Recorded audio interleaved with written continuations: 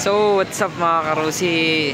It's me na naman, Alfred Alamat TV. So, ngayon mag-update na naman tayo ng mga repo units dito sa may Rusi, Tugigaraw branch. So, kung makikita nyo, yan, marami tayong available na mga scooter dito mga karusi. Yun, tulad dito mga karusi, meron tayong mga SC125 Flare. Tatlo to, pareho na lang yan, tag 15,000. Meron din tayong Rapid 150, 15,000. SC125 Gala 15,000. Meron din tayong DL150 dito na 10,000. Ito 12,000 na lang mga karusi. MP110 Solar 15,000 na lang. Meron din tayong available dito na DL125 Volt.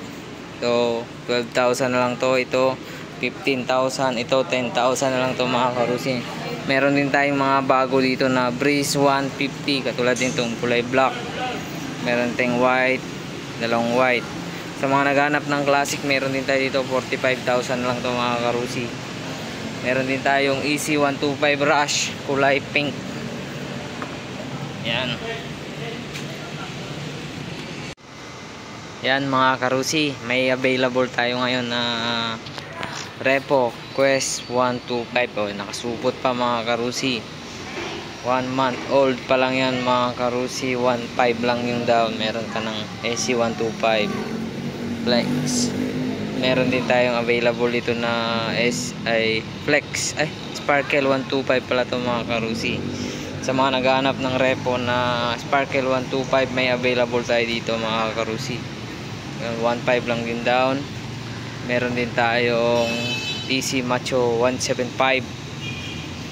Bagong bago pa lang to mga karusi. 2,000 lang yung down. Sa'yo na rin to marehistro kung ikaw yung kukuha mga karusi.